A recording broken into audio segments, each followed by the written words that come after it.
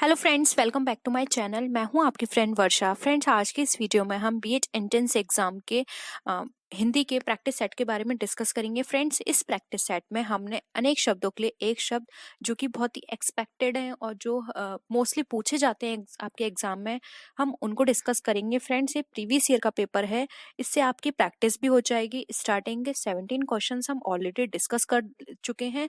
अगर आपने previous video नहीं देखी है तो आप प्लीज उसको जरूर देखिएगा। यहाँ पर हम आज 18 क्वेश्चन से स्टार्ट करेंगे। और फ्रेंड्स, इससे रिलेटेड मैं आपके लिए एक मॉक टेस्ट भी प्रिपेयर करूंगी, जिसको मैं आपको नीचे कमेंट सेक्शन में या फिर मैं उसको डिस्क्रिप्शन बॉक्स में आपको दे दूंगी, तो आप वहां जाके भी उसको प्रैक्टिस कर सकते हैं। और आपका जो भी स्कोर हो प्लीज कमेंट सेक्शन में जरूर बताइएगा कि आपने कितना स्कोर किया। इससे होगा कि आपकी प्रैक्टिस बनी रहेगी, क्योंकि हर जगह आप सिर्फ वही क्वेश्चन को सॉल्व करेंगे तो इससे क्या होगा, आपके माइंड में बने रहेंगे। साथ ही साथ मैं टाइम टाइम पर आपको टेलीग्राम पे भी उन्हीं क्वेश्चंस को प्रोवाइड करूंगी, क्योंकि ये क्वेश्चंस घुमा फिरा के हर बार यही आते हैं। क्योंकि मैं इतने क्वेश्चंस आपको करा दूंगी कि आपको अलग से और क्वेश्चंस पढ़ने की जरूरत नहीं होगी।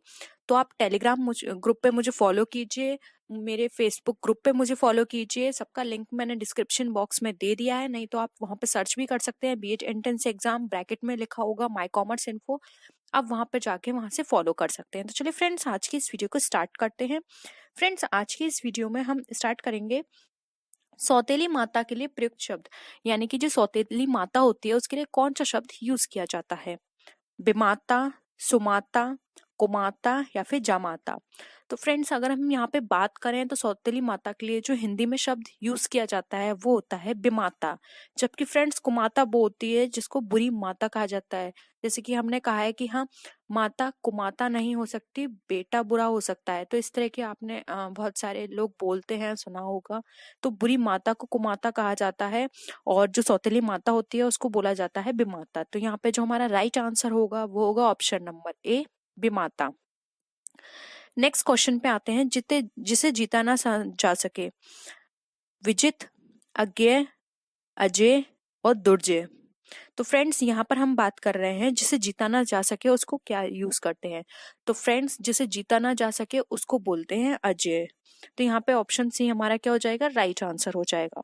फ्रेंड्स, ये सारे आप सिर्फ इन्हीं को रिवाइज कर लेंगे तो आपको कहीं और से पढ़ने की जरूरत नहीं होगी, क्योंकि हम वो सारे आपको यहाँ पे कवर करा देंगे। नेक्स्ट है, जो इंद्रियों से परे हो उसे क्या कहते हैं। यानी कि इंद्रियों से परे का मतलब फ्रेंड्स ये है कि उसने अपनी इंद्रियों पे विजय प्राप्त कर ली है। अगणित, जितेंद्रिय, अगोचर या फिर अगम्य। तो फ्रेंड, जिसने अपनी इंद्रियों पर विजय प्राप्त कर ली है या फिर जो इंद्रियों से परे है उसको बोलते हैं जितेंद्रिय। तो फ्रेंड्स, यहाँ पे ऑप्शन बी राइट आंसर है। तो फ्रेंड्स, आप एक और चीज नोट कीजिए, वो मैंने आपको प्रीवियस वीडियो में भी बताई थी कि आप जो सेंटेंस गिवन होता है वहां से भी देख सकते हैं। देखिए फ्रेंड्स, यहाँ पे इंद्रियों से रिलेटेड पूछा जा रहा है, तो ना ऑप्शन ए में इंद्रिय से रिलेटेड कुछ है, ना सी में है, ना डी में है, जबकि यहाँ पे इंद्रिय लास्ट में दे रखा है। तो आप ऐसे भी मैच कर सकते हैं। ये एक ट्रिक है जो कि अमूमन फिट बैठती है। और कुछ ऐसे हैं जहाँ फिट नहीं बैठते, तो वहां पर वो कुछ ही क्वेश्चन है, तो उनको अगर आप 2-3 बार रिवाइज भी करेंगे तो आपके लिए वो आसान हो जाएंगे। नेक्स्ट क्वेश्चन पे आते हैं।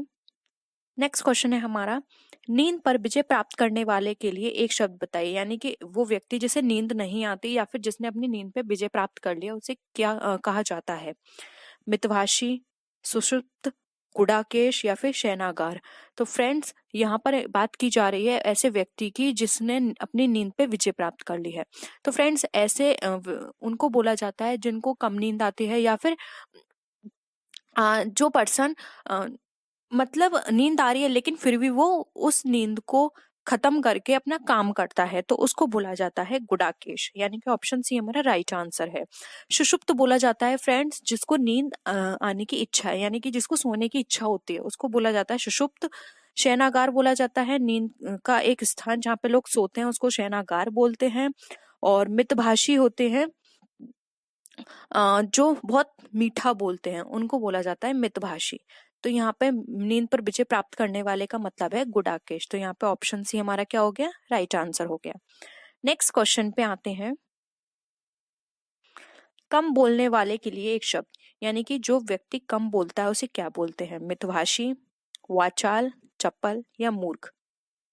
फ्रेंड्स आप एक चीज और नोट कीजिए, आपको जो भी यहाँ पे ऑप्शंस दिए जा रहे हैं, देखिए फ्रेंड्स एक ऑप्शन हमेशा ऐसा दिया हुआ है यहाँ पे जो उसके अपोजिट का होता है आंसर। जैसे कि फ्रेंड्स देखिए कम बोलने वाला, और जो ज्यादा बोलता है उसको बोला जाता है वाचाल, यानी कि ये ऑप्शन कट गया। मूर्ख यानी कि जिसमें अकल ना हो वो मूर्ख, तो यहाँ पे इसका तो कोई मतलब ही नहीं है, ये भी कट गया। अब यहाँ पर ये बोल रहे हैं कम बोलने वाला, चपल भी एक तरह से वही होता है जो ज्यादा बोलता है। मितभाषी यानी कि कम बोलने वाला, तो यहाँ पे ऑप्शन ए हमारा क्या हो गया, राइट आंसर हो गया। फ्रेंड्स लास्ट में कमेंट करके बताइएगा कि आपके कितने क्वेश्चंस जो हैं वो सही गए। छाती के बल चलने वाले के लिए एक शब्द क्या होगा, आपको बताना है कि छाती के बल चलता है उसको क्या बोलते हैं, उरग, भुजंग, कुरंग या तुरंग। तो फ्रेंड्स जो व्यक्ति छाती के बल चलता है उसको बोला जाता है उरंग, तो यहाँ पे ऑप्शन ए हमारा क्या हो गया, राइट आंसर हो गया। नेक्स्ट क्वेश्चन पे आते हैं।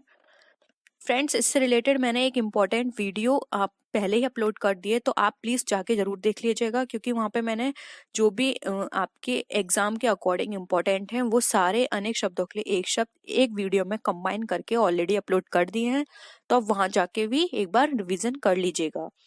नेक्स्ट है, सिर से लेकर पैर तक के लिए एक शब्द क्या होगा, यानी कि हमें बताना है सिर से लेकर पैर तक अगर हम किसी भी चीज को बताएंगे तो वहां पे कौन सा वर्ड यूज करेंगे।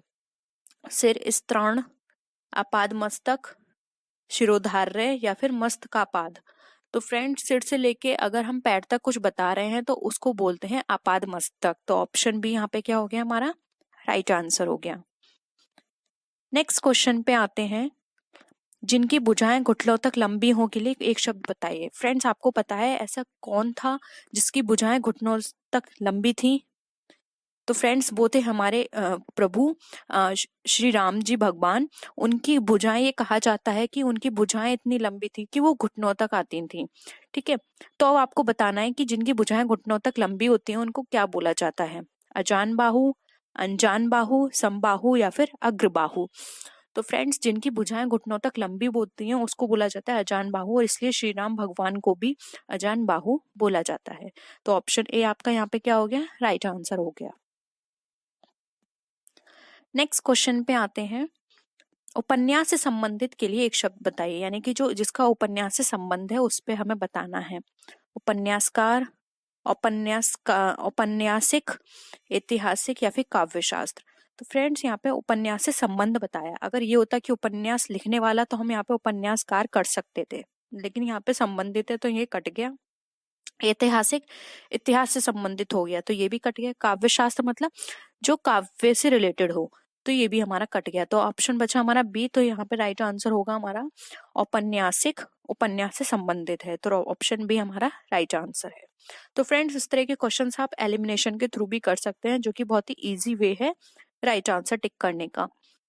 नेक्स्ट है, पीने की इच्छा के लिए एक शब्द बताना है। तो अब आपको बताना है फ्रेंड्स, अगर किसी को इंसान को पीने की इच्छा होती है तो उसके लिए कौन सा वर्ड यूज किया जाएगा, पिपास, पिपासा, प्यास या प्यासा। तो फ्रेंड्स अगर किसी इंसान को पीने की इच्छा होती है तो उसके लिए वर्ड यूज किया जाता है पिपासा। तो यहाँ पे ऑप्शन बी हमारा क्या हो जाएगा, राइट आंसर हो जाएगा। पिपास कोई वर्ड नहीं होता, प्यास होती है ये एक तरह की फीलिंग हमारे अंदर की हमें प्यास लग रही है, तो हम यूज करते हैं ये वर्ड। प्यासा, कोई इंसान प्यासा होता है तो बोला जाता है, लेकिन किसी को पीने की इच्छा है तो वहां पे हम इच्छा के लिए पिपासा वर्ड यूज करते हैं, तो ऑप्शन बी यहाँ पे हमारा राइट आंसर है। नेक्स्ट क्वेश्चन पे आते हैं। मछली के समान आंखों वाली के लिए एक शब्द बताना है, तो हमें बताना है कि जिसकी मछली के समान आंखें होती हैं उसे क्या कहा जाता है, चकोर, अक्षी, मीनाक्षी या फिर मृगनयनी। फ्रेंड्स चकोर, अक्षी बिल्कुल कट गया, अब यहाँ पे हमें कंफ्यूजन हो रहा है मीनाक्षी और मृगनयनी में। तो फ्रेंड्स देखिए मृगनयनी आप इसको काटेंगे तो यानी कि मृग के समान नैनों वाली, तो ये भी कट गया। हमें यहाँ पे मछली के समान पूछा है, तो मछली के समान कौन हो गई, मीनाक्षी, तो ऑप्शन सी हमारा क्या हो गया यहाँ पे, राइट आंसर हो गया। फ्रेंड्स आप एलिमिनेशन के थ्रू ही कीजिएगा, बहुत आसान होता है एलिमिनेशन के थ्रू राइट टिक करना। नेक्स्ट है, मूल से संबंधित के लिए एक शब्द बताना है हमें, यानी कि हमें बताना है मूल से संबंधित के लिए हम कौन सा शब्द वहां पे यूज करेंगे, क्या होगा इसका। ऑप्शन है मौलिक, त्वरित, उद्गम या फिर लिपि। तो फ्रेंड्स यहाँ पर है मूल से संबंधित के लिए, तो इसके लिए बोला जाता है मौलिक। तो यहाँ पे ऑप्शन ए हमारा क्या हो गया, राइट आंसर हो गया। नेक्स्ट क्वेश्चन पे आते हैं। फ्रेंड्स आई होप आपको सारे क्वेश्चंस क्लियर हो रहे होंगे, लेकिन अगर आपको किसी भी तरह का डाउट लगता है तो प्लीज कमेंट सेक्शन में बताइएगा, हम नेक्स्ट वीडियो में उसको जरूर डिस्कस करेंगे। नेक्स्ट है, जिस व्यक्ति की पत्नी मर गई हो उसे क्या कहा जाता है, विधवा, विधुर, विदुर या फिर मधुर। तो फ्रेंड जिस व्यक्ति की पत्नी मर जाती है उसे बोला जाता है विधुर, और अगर जिस व्यक्ति की पति मर जाता है यानी कि स्त्री जिसका पति मर गया उसको बोला जाता है विधवा। तो यहाँ पे ऑप्शन कट गया, विदुर भी नहीं होगा, मधुर भी नहीं होगा, तो ऑप्शन बी हमारा क्या हो गया, राइट आंसर हो गया। नेक्स्ट क्वेश्चन पे आते हैं। हवन की सामग्री के लिए एक शब्द क्या होगा, हमें बताना है कि जो हवन की सामग्री होती है उसके लिए कौन सा शब्द यहाँ पे यूज किया जाएगा, छवि, हवि, कुंड या फिर रवि। तो फ्रेंड्स हवन की सामग्री के लिए जो यहाँ पे वर्ड हम यूज करेंगे वो है हवि, उसको बोला जाता है हवि। तो ऑप्शन बी यहाँ पे हमारा हो गया राइट आंसर। नेक्स्ट क्वेश्चन है, इच्छा के अनुसार वाक्यांश के लिए यानी कि कोई भी इच्छा के अनुसार काम हो तो उसको क्या बोलते हैं, ऐच्छिक, वैकल्पिक, इच्छित या फिर इच्छा। तो फ्रेंड्स इच्छित ये तो हमारी एक तरह से फीलिंग से रिलेटेड हो गई, हमारे भाव से रिलेटेड, तो ये दोनों ऑप्शन तो कट जाते हैं। अब बचे हमारे पास ए और बी ऑप्शन। तो फ्रेंड्स हाँ, यहाँ पर हम बी ऑप्शन देखें तो ये भी हमारा कट गया, क्योंकि वैकल्पिक यूज किया जाता है जहां पर हो कि विकल्प के अनुसार काम करना, तो वहां वैकल्पिक आता है, लेकिन यहाँ पे तो ये बोल रहे हैं कि इच्छा के अनुसार काम करना। तो यहाँ पे हमारा राइट आंसर होगा ऑप्शन ए वैकल्पिक, ऑप्शन ए हमारा यहाँ पे राइट आंसर है। नेक्स्ट क्वेश्चन पे आते हैं, जिस पर आक्रमण ना किया गया हो उसके लिए एक शब्द बताना है। ऑप्शंस हैं निरापद, अजेय, अनाक्रांत, स्वतंत्र। तो फ्रेंड्स अगर हम जिस पर आक्रमण ना किया गया उसको क्या बोलेंगे, तो फ्रेंड्स यहाँ पर भी आप देख सकते हैं आक्रांत, अनाक्रांत यहाँ पे राइट आंसर होगा। अजय हमने पहले बता दिया था, जिसको जीता ना जा सके वो अजय होता है, तो ये कट गया। स्वतंत्र मतलब जिसपे किसी का नियंत्रण ना हो वो स्वतंत्र, ठीक है, ये कट गया। निरापद भी यहाँ पे नहीं होगा, ऑप्शन सी हमारा राइट आंसर है। नेक्स्ट क्वेश्चन पे आते हैं, जिस रोग का ठीक होना असंभव है उसके लिए क्या शब्द यूज किया जाएगा, संक्रामक, असाध्य, महामारी या फिर विकट। तो फ्रेंड्स ऐसी कोई बीमारी जिसका किसी भी तरह का ठीक होने की कोई भी संभावना नहीं हो तो उसको बोलते हैं असाध्य। साध्य वो होता है जिसकी ठीक होने की संभावना हो। तो ऑप्शन बी यहाँ पे हमारा क्या हो गया, राइट आंसर हो गया। नेक्स्ट क्वेश्चन पे आते हैं, जिसका कोई आकार ना हो उसके लिए एक शब्द बताना है, यानी ऑप्शंस हैं साकार, निराकार, विकार या फिर प्रकार। तो फ्रेंड्स जिसका कोई आकार ना हो, तो फ्रेंड्स आप यहाँ देख सकते हैं यहाँ पर ना की बात की जा रही है, यानी कि स्टार्टिंग में ना और बाद में आकार।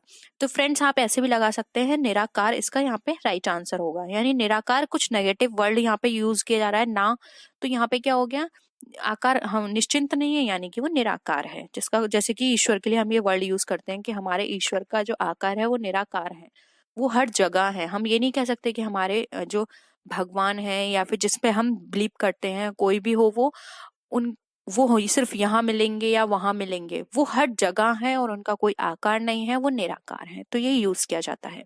तो ऑप्शन बी यहाँ पे हमारा क्या हो गया, राइट आंसर है। नेक्स्ट क्वेश्चन पे आते हैं, जिसमें संदेह ना हो उसके लिए एक शब्द बताना है। संदिग्ध, तो फ्रेंड्स देखिए यहाँ पर आप ऑप्शंस के अकॉर्डिंग भी देख सकते हैं, असंदिग्ध, चिंतनीय या फिर अचिंतनीय। यहाँ पे फ्रेंड्स ना यूज किया जा रहा है, यानी कि जिसमें संदेह ना हो। तो फ्रेंड्स संदिग्ध तो वो होता है जिसमें संदेह होता है, ये कट गया। चिंतनीय तो वो हो गया चिंता करने का, अचिंतनीय जिसकी चिंता ना की जा सके, ठीक है। तो बचा क्या हमारे पास बी, असंदिग्ध। तो ऑप्शन बी यहाँ पे हमारा राइट आंसर हो गया। आप ऐसे भी लगा सकते हैं यहाँ पे आ, ना, का, अगर ऐसे वर्ड लगते हैं तो वो अपोजिट होते हैं, ठीक है। तो यहाँ पे आ लग गया यानी कि अपोजिट है, यानी कि जिसपे संदेह ना हो, तो यहाँ पे ऑप्शन बी हमारा राइट आंसर है। नेक्स्ट क्वेश्चन पे आते हैं, जिस भूमि को जोता ना जा सके उसके लिए एक शब्द बताना है। ऑप्शंस हैं अप्रतिहत, उर्वर, अनुर्वर या फिर समतल। तो फ्रेंड्स यहाँ पर अगर हम बात करें कि जिस भूमि को जोता ना जा सके, तो फ्रेंड्स उर्वर की तो बात ही नहीं की जा रही। यहाँ पे हम मिट्टी की बात नहीं कर रहे, भूमि की बात कर रहे हैं, शक्ति की बात नहीं कर रहे कि भूमि की शक्ति कैसी है। तो ये ऑप्शन हमारे कट गए। ठीक है, ये समतल यहाँ पे उसकी विशेषता बता रहा है, इसके भी ये भी कट गया। बचा क्या? Option A. तो राइट आंसर हमारा ऑप्शन नंबर ए, अप्रतिहत। उर्वरा, अनुर्वर, समतल, ये तो उसकी विशेषता बता रहे हैं कि हमारी भूमि की विशेषता ऐसी है। ठीक है, तो यहाँ पे ऑप्शन ए हमारा राइट आंसर होगा। नेक्स्ट क्वेश्चन पे आते हैं। जिसे शीघ्र प्रसन्न किया जा सकता हो के लिए एक शब्द बताना है। दम्भी, ज्ञानी, आशुतोष या फिर प्रसन्ना। यानी कि अब हमें बताना है कि जिसको हम शीघ्र प्रसन्न कर सकें वो कौन है। तो ऑप्शन यहाँ पे फ्रेंड्स हमारा सी राइट आंसर है, उसको बोला जाता है आशुतोष। तो फ्रेंड्स ये वर्ड भगवान के लिए यूज किए जा सकते हैं, क्योंकि भगवान को प्रसन्न करना बहुत आसान है। भगवान को प्रसन्न करने के लिए आपको बस कुछ नहीं, बस उनको अपने बिल्कुल बिना किसी बात को सोचे बस उनका ध्यान लगाना है, वो बस प्रसन्न हो जाएंगे। हम ये नहीं है कि आप उनको बहुत बड़े बड़े उपहार भेंट करेंगे तभी वो आपसे प्रसन्न होंगे। तो इस तरह के वर्ड्स भगवान के लिए यूज किए जाते हैं। ठीक है, नेक्स्ट आते हैं। जो समाप्त हो गया हो के लिए एक शब्द क्या होगा। यानी कि हमें बताना है जो समाप्त हो गया उसके लिए हम क्या यूज करेंगे। इतिश्री, श्री गणेश, आदि या फिर इत्यादि। तो फ्रेंड्स यहाँ पर बात की जा रही है कि जो समाप्त हो गया हो। तो फ्रेंड्स आदि तो हम तब यूज करते हैं जैसे कि कोई चीज होती है जो बहुत सारी होती है, तो हम वहां पे आदि लिख देते हैं, यानी कि इसी तरह के और लोग। इत्यादि में भी हम इसी तरह का काम करते हैं कि और भी इसी तरह के।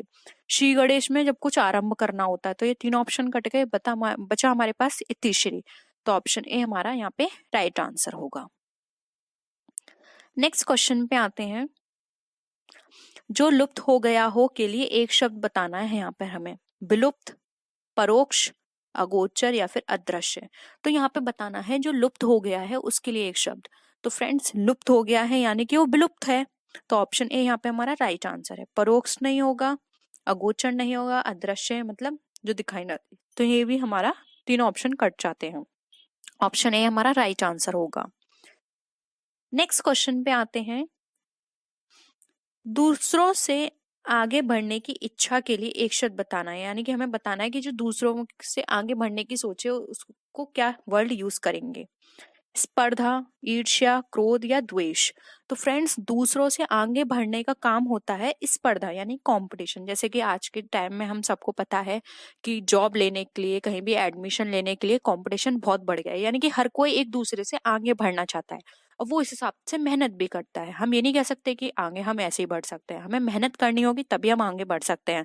तो यहाँ पे ऑप्शन ए हमारा राइट आंसर है। ईर्ष्या नहीं होगा, वो ईर्ष्या करने की बात नहीं कर रहा, वो आगे बढ़ने की बात कर रहा है। सेम उसी तरह से द्वेष, क्रोध, ये सारे यहाँ पे क्या है, भाव हैं। ये भाव से हमें मतलब नहीं है, यहाँ बताना है कि उस इच्छा को क्या बोलेंगे, उसको बोलते हैं कंपटीशन। हमको पता है कंपटीशन बहुत है तो हमें और ज्यादा मेहनत करनी है जिससे कि हम दूसरों से आगे बढ़ पाए। तो ऑप्शन ए यहाँ पे हमारा राइट आंसर होगा। नेक्स्ट क्वेश्चन पे आते हैं। वह स्त्री जो संतान उत्पन्न ना कर सके के लिए एक शब्द क्या होगा। यानी कि हमें बतानी है ऐसी स्त्री जो कि संतान उत्पन्न नहीं कर सकती उसके लिए क्या बोलेंगे। पुत्रहीना, खंडिता, परकिया या कि बंध्या। तो फ्रेंड्स ऐसी स्त्री जो कि बच्चे पैदा नहीं कर सकती है, संतान उत्पन्न नहीं कर सकती है, उसको बोला जाता है बंध्या। तो ऑप्शन डी यहाँ पे राइट आंसर होगा। नेक्स्ट है। हाथ में लेकर चलाया जाने वाला हथियार के लिए एक शब्द बताना है। अस्त्र, शस्त्र, गांडीव या फिर धनुष। तो फ्रेंड्स हाथ में लेकर एक हथियार चलाया जाता है उसको हम बोलते हैं शस्त्र। ठीक है, तो ऑप्शन बी यहाँ पे हमारा क्या हो गया, यहाँ पे हमारा राइट आंसर हो गया। दूसरों के स्थान पर कार्य करना के लिए एक शब्द बताना है। तो फ्रेंड्स हमें बताना है कि जो दूसरों के स्थान पर कार्य किया जाता है उसको क्या बोलते हैं। स्थानांतरण, स्थानीय, स्थानापन्न या फिर स्थावर। तो फ्रेंड्स यहाँ पे पूछा जा रहा है दूसरों के स्थान पे काम करना। तो मैं फ्रेंड्स स्थानांतरण तो होगा नहीं, स्थानांतरण तो वो होता है किसी जगह आपका स्थानांतरण कर दिया गया, वहां उसको मतलब किसी जगह आपको वहां पे प्लेस कर दिया गया। स्थानीय किसी पर्टिकुलर स्थान पर रहने वाले को बोलते हैं, ये भी कट गया। स्थावर भी नहीं होगा, इसका जो राइट आंसर होगा वो होगा ऑप्शन नंबर सी, स्थानापन्न। आई होप आपको यहाँ पे सारी चीजें क्लियर होंगी। फ्रेंड्स, इससे रिलेटेड हमने मॉक टेस्ट भी प्रिपेयर किए हैं। डिस्क्रिप्शन बॉक्स और कमेंट जो बॉक्स है हमारा, उसमें हमने लिंक दे दिया है, तो आप जाके एक बार मॉक टेस्ट भी दे दीजिए, जिससे आपको वहां पे अपना स्कोर पता चल जाएगा कि आपने कितना लर्न किया है। नेक्स्ट है प्रारंभ से लेकर अंत तक के लिए एक शब्द बताना, यानी प्रारंभ से लेकर अंत तक के लिए हम कौन सा शब्द यूज करते हैं? अर्वाचीन, अर्धोपांत, तत्कालीन या फिर सामयिक। तो फ्रेंड्स, प्रारंभ से लेकर अंत तक अगर हम किसी चीज को बताते हैं तो वहां पर जो हम शब्द यूज करते हैं वो होता है हमारा आधोपांत। तो ऑप्शन सी यहाँ पे हम ऑप्शन बी हमारा क्या होगा यहाँ पे राइट आंसर होगा। नेक्स्ट क्वेश्चन पे आते हैं, जिसकी कोई इच्छा ना हो के लिए एक शब्द बताना है। फ्रेंड्स, हम ज्यादा डिस्कस नहीं करेंगे क्योंकि आप लोग ही बोलते हो कि ज्यादा डिस्कशन ना किया जाए, हम डायरेक्ट आंसर बताएं, लेकिन फिर भी मैं कुछ ऐसे क्वेश्चंस होंगे जिसको मुझे लगता है तो मैं वहां पे उसको डिस्कस कर दूंगी। जिसकी कोई इच्छा ना हो के लिए कौन सा शब्द यूज किया जाएगा? निष्प्रह, वैरागी, सन्यासी या फिर इच्छाहीन। देखिए फ्रेंड, साफ दिखाई दे रहा है इच्छा ना हो, तो यहाँ पे जो वर्ड यूज किया जाएगा वो होगा यहाँ पर निष्पह। निष्प्रह इच्छाहीन तो होता है जिसकी इच्छा ही ना हो, ठीक है।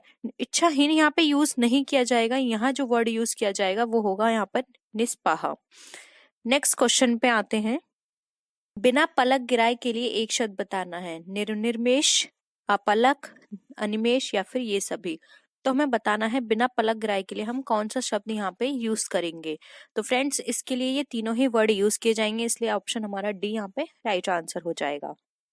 नेक्स्ट है, जो किसी से कुछ ना मांगे, यानी कि ऐसा व्यक्ति जो किसी से कुछ नहीं मांगता उसे क्या बोलते हैं? याचक। याचक तो मांगने वाले को बोलते हैं, तो ये तो हमारा कट गया।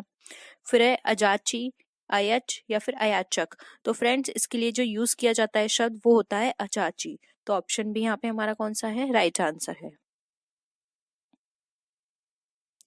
नेक्स्ट है, जिस पे अनुग्रह अनुग्रह किया गया हो, यानी कि हमें बताना है कि ऐसा कौन है जिस पर अनुग्रह किया गया है। अनुकंपित, अनिर्वाच्य, अनिवार्य, प्रकंपित या फिर अनुकार। तो फ्रेंड्स, जिस पर अनुग्रह किया गया हो उसको बोलते हैं अनुकंपित। तो ऑप्शन ए यहाँ पे हमारा क्या आ गया? राइट आंसर आ गया। नेक्स्ट है, करने की इच्छा के लिए एक शब्द बताना है। ऑप्शंस है मुमूर्षा, बुभुक्षा, जिगीषा या फिर चिकीर्षा। तो फ्रेंड्स, करने की इच्छा के लिए जो शब्द यूज किया जाता है वो होता है हमारा चिकीर्षा। तो ऑप्शन डी यहाँ पे हमारा क्या हो गया? राइट आंसर हो गया।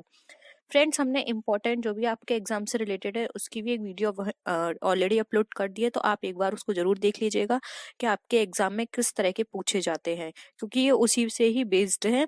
और ये जो मैं यहाँ पे आपको प्रैक्टिस सेट करवा रही हूँ ये प्रीवियस ईयर में पूछे गए क्वेश्चंस का है, तो आपको एक अंदाजा भी लग जाएगा यहाँ पे कि किस किस तरह के क्वेश्चंस आपके एग्जाम में पूछे जाते हैं।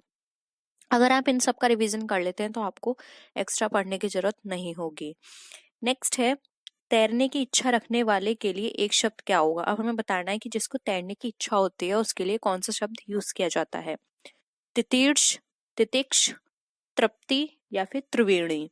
तो फ्रेंड, त्रिवेणी तो वो हो गया जैसे कि जिसको बोलते हैं ना तीन चीजों का संगम, जिसको हम तो त्रिवेणी तो यहाँ पे होगा नहीं, तो ये हमारा कट गया।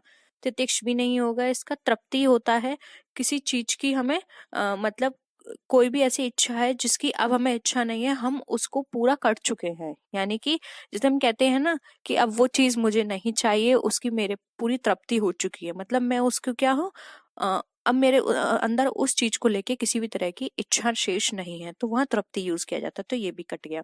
यहाँ है तैरने की इच्छा रखने वाला, तो उसको बोलते हैं तितीर्ष। तो ऑप्शन ए यहाँ पे हमारा राइट आंसर है। नेक्स्ट क्वेश्चन पे आते हैं, जिसकी इच्छा पूर्ण हो गई हो, यानी कि अब ऐसा पर्सन जिसकी इच्छा पूर्ण हो गई हो। देखिए फ्रेंड्स, ये वही रिपीट होकर आ गया। ऑप्शंस है तृप्त, तृप्ति, तृषा या तृष्णा। तो फ्रेंड्स, यहाँ पर जो शब्द आएगा उसको बोलेंगे, यहाँ पे पर्सन के बारे में बताना है, तो वो है तृप्त। ऑप्शन ए यहाँ पे राइट आंसर है। तृप्ति का मतलब होता है अगर ये बोलता कि उस इच्छा को क्या बोलते हैं तो वो होता फीलिंग आती तृप्ति, लेकिन यहाँ तो पर्सन के बारे में पूछा है इसलिए आएगा तृप्त, तृष्णा, त्रषा या तृष्णा। ये तो होता है कि किसी चीज की हमें इच्छा है। ठीक है, तो ये दोनों हमारे कट गए, थर्ड भी कट गया, सेकंड भी कट गया। ऑप्शन ए यहाँ पे हमारा राइट आंसर है। नेक्स्ट है जिसने शपथ पूर्वक प्रतिज्ञा की हो के लिए एक शब्द बताना, यानी कि ऐसा पर्सन जिसने शपथ पूर्वक प्रतिज्ञा की है उसका क्या बोलते हैं? ससंत, सशब्द, ससम्मन या फिर ससंशयी। तो फ्रेंड्स जिसने शपथ पूर्वक प्रतिज्ञा की है उसको बोलते हैं ससंत। तो ऑप्शन ए यहाँ पे हमारा राइट आंसर है। नेक्स्ट क्वेश्चन पे आते हैं। जिसका साधन सहजता से हो सके के लिए एक शब्द। सुसाध्य, सिद्धि, सहज, सहजनानंद। तो फ्रेंड जिसका साधन सहजता से हो सके उसके लिए यूज किया जाता है शब्द सुसाध्य। तो ऑप्शन ए यहाँ पे हमारा राइट आंसर है। नेक्स्ट क्वेश्चन पे आते हैं। जिसके पास कुछ भी ना हो, हमें बताना है कि ऐसा पर्सन जिसके पास कुछ भी ना हो उसको क्या बोलते हैं? दरिद्र, दरिद्र तो गरीब हो गया। अब इसमें ये तो नहीं बताया गया कि इसके पास कुछ नहीं है, कुछ तो होता है। हाँ ये है कि इसके पास बहुत कुछ नहीं होता लेकिन कुछ होता है, तो ये कट गया। सन्यासी मतलब जो सांसारिक सारी चीजें छोड़ चुका है, तो ये भी गलत है। भिखारी ये तो मांगने वाला हो गया, कुछ ना कुछ तो इसके पास भी होगा, लेकिन जिसके पास कुछ भी ना हो उसको बोलते हैं अकिंचन। तो ऑप्शन बी यहाँ पे हमारा राइट आंसर है। फ्रेंड्स यहाँ पे दरिद्र और भिखारी बिल्कुल नहीं होगा, आप ये नहीं करना, क्योंकि देखिए फ्रेंड्स यहाँ पे दरिद्र की बात की जा रही है। दरिद्र के मतलब यहाँ पर उसके पास कोई भी चीज अच्छी नहीं है, लेकिन ऐसा भी तो हो सकता है कि उसके पास घटिया चीज हो या फिर थोड़ा बहुत हर चीज उसके पास लेकिन थोड़ी थोड़ी हो। तो दरिद्र के पास कम कम होता है सामान। भिखारी मांगता है तब भी उसके पास होता है, यानी मांग के वो अपना पेट भरता है, लेकिन अकिंचन है जिसके पास कुछ भी नहीं है। तो ऑप्शन भी यहाँ पे हमारा राइट आंसर है। नेक्स्ट आते हैं। बहुत दिनों तक जीने वाला, हमें बताना है कि बहुत दिनों तक जो जीता है व्यक्ति उसके लिए क्या यूज किया जाता है? दीर्घायु, अल्पायु, चिरंजीवी या फिर दीर्घसूत्री। तो फ्रेंड्स जो बहुत दिनों तक जीता है उसको बोलते हैं दीर्घायु। तो ऑप्शन ए राइट आंसर है। अल्पायु तो वो होता है जिसकी कम उम्र होती है।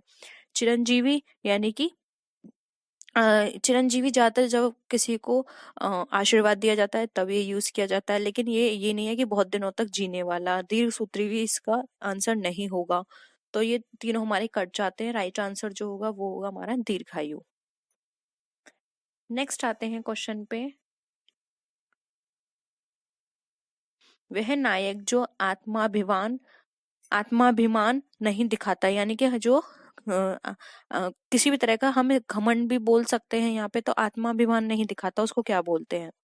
धीरोदात्त, धीरोद्धत, अभिनेता या फिर खलनायक। तो फ्रेंड्स जो नायक जो आत्माभिमान नहीं दिखाता उसको बोलते हैं धीरोदात्त। तो ऑप्शन ए यहाँ पे हमारा राइट आंसर है। नेक्स्ट है संकलन किया हुआ के लिए एक शब्द बताना है, यानी कि आप जब किसी भी चीज का संकलन करते हैं, कलेक्शन करते हैं, तो उसको क्या बोलते हैं? संकलित, संदर्भित, संकीर्ण या फिर संकुल। तो फ्रेंड्स जब किसी भी चीज का संकलन किया जाता है तो उसको बोलते हैं संकलित। तो ऑप्शन ए यहाँ पे हमारा राइट आंसर है। नेक्स्ट है सुख तथा दुख में समान रहने वाले के लिए कौन सा शब्द यूज किया जाता है? समदर्शी, निर्लिप्त, संलिप्त या फिर मनस्वी।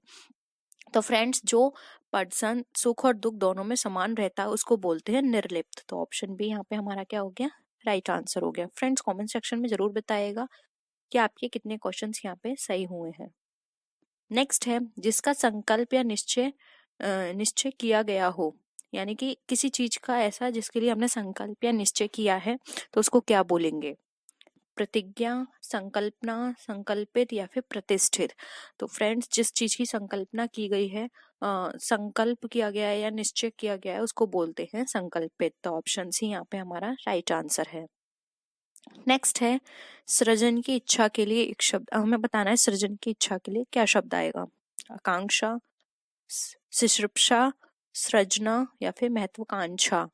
तो फ्रेंड्स यहाँ पर सृजन की इच्छा की गई है तो उसको बोलते हैं सिसृक्षा। तो ऑप्शन बी यहाँ पे हमारा राइट आंसर। आकांक्षा तो ये हो गया किसी चीज की आपने आकांक्षा करी है या किसी चीज की इच्छा है। सृजना किसी चीज को बनाना। लेकिन यहाँ पे तो इच्छा की बात की जा रही है, तो आएगा शिश्रिक्षा। महत्वाकांक्षा यानी कि किसी भी चीज के लिए आपके अंदर एक महत्व है कि हाँ ये इच्छा है हमारी, तो लेकिन इसके अकॉर्डिंग ये फिट नहीं बैठेगा, तो हमारा डी आंसर भी कट जाएगा। ऑप्शन बी हमारा राइट आंसर है। नेक्स्ट है, हिमालय पर निवास करने वाले के लिए एक शब्द बताना है हमें, यानी कि जो हिमालय पर निवास करते हैं उन्हें क्या बोलते हैं? हिमवतिक, हिमवतन, हेमू या फिर हिमालय। तो फ्रेंड्स जो लोग हिमालय पे निवास करते हैं उनको बोला जाता है हिमवतिक। तो ऑप्शन ए यहाँ पे हमारा राइट आंसर है। नेक्स्ट है, मेघ की तरह गरजने वाला, यानी कि मेघ की तरह जो गरजते हैं उन्हें क्या बोला जाता है? बादल राग, सूर्यास्त, मेघनाद या फिर घननाद। तो फ्रेंड्स मेघ की तरह गरजने वाले को बोलते हैं मेघनाद। तो ऑप्शन सी यहाँ पे हमारा right answer. I hope friends ये सारी आपको क्लियर हो रहे होंगे और आपके मार्क्स अच्छे आ रहे होंगे। पहले जन्म लेने वाले, यानी कि जो पहले जन्म लेने वाला होता है, जैसे कि हम बोलते हैं अपने बहन भाइयों को कि इसका जन्म उससे पहले हुआ है, तो हम उसके लिए कौन सा शब्द यूज करते हैं? अग्रज, अनुज, सहोदर या फिर बंधु। तो फ्रेंड्स जो पहले जन्म लेता है उसको बोलते हैं अग्रज। तो ऑप्शन ए राइट आंसर है। फ्रेंड्स अनुज तो उसको बोलते हैं जो जिसका जन्म हमारे बाद हुआ होता है, यानी कि छोटा भाई या तो वहां पर अनुज शब्द यूज किया जाता है। सहोदर जिसका साथ में हुआ हो, बंधु ये भाई के लिए यूज किया जाता है। लेकिन यहाँ पे जो हमारे क्वेश्चन के अकॉर्डिंग है उसका आंसर होगा ए अग्रज। नेक्स्ट क्वेश्चन पे आते हैं, वह कवि जो तत्काल कविता करे, यानी कि ऐसा कवि जो तत्काल कविता बनाता हो उसे क्या बोलते हैं? सुकवि, महाकवि, आशु कवि या फिर राजकवि। तो फ्रेंड्स जो व्यक्ति तत्काल कविता करे उसको बोलते हैं आशु कवि। तो ऑप्शन सी यहाँ पे हमारा राइट आंसर है। नेक्स्ट क्वेश्चन पे आते हैं, वह वस्तु जिसके आर पार ना देखा जा सके उसके लिए क्या शब्द यूज किया जाता है? अपारदर्शी, पारदर्शी, दूरदर्शी या फिर समदर्शी। तो फ्रेंड्स वह वस्तु जिसके हम आर पार नहीं देख सकते उसको बोलते हैं अपारदर्शी, और जिसके आप आसपास देख सकते हैं आर पार उसको बोलते हैं पारदर्शी। जो दूर का देखे वो होता है दूरदर्शी, और जो समान देखे वो होता है समदर्शी। तो ये तीनों हमारे क्या हो गए? कट गए। ऑप्शन ए यहाँ पे हमारा राइट आंसर है। नेक्स्ट क्वेश्चन पे आते हैं, इंद्र पर विजय प्राप्त करने वाले को हम क्या बोलेंगे? ऑप्शंस हैं इंद्रायुध, इंद्रजीत, जितेंद्रिय या फिर जिन्न। तो फ्रेंड्स ऐसा व्यक्ति जिसने अपनी इंद्रियों पे विजय प्राप्त कर ली है उसको बोलते हैं इंद्रजीत, यानी इंद्रियों को जीत लिया है। तो ऑप्शन बी यहाँ पे हमारा राइट आंसर है।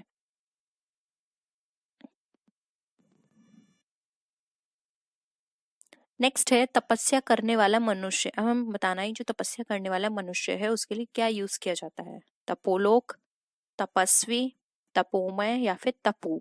तो फ्रेंड्स तपस्या करने वाला जो मनुष्य होता है उसको बोला जाता है तपस्वी। तो ऑप्शन बी यहाँ पे हमारा राइट आंसर है। नेक्स्ट क्वेश्चन है, जिसकी परीक्षा ना की गई हो, यानी कि ऐसा व्यक्ति जिसकी परीक्षा ना की गई हो उसको क्या बोलेंगे?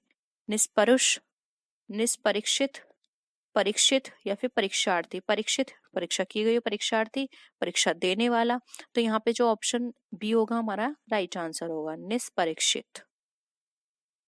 नेक्स्ट क्वेश्चन पे आते हैं, जो बदला लेना चाहता है के लिए एक शब्द बताना है। प्रचित, प्रचुर, प्रचिरकीर्षु या फिर कृतज्ञ। तो हमें बताना है जो बदला लेना चाहता है उसके लिए क्या शब्द यूज किया जाता है। तो फ्रेंड्स उसके लिए यूज किया जाता है प्रचिकीर्षु। तो ऑप्शन सी यहाँ पे हमारा राइट आंसर है। नेक्स्ट क्वेश्चन है, जो विज्ञान जानता है उसके लिए कौन सा शब्द हम यूज करते हैं? वैज्ञानिक, विशारद, विद्वान या फिर विज्ञ। तो फ्रेंड्स जो व्यक्ति जो विज्ञान जानता है उसके लिए यूज किया जाता है वैज्ञानिक। तो ऑप्शन ए यहाँ पे हमारा राइट आंसर है।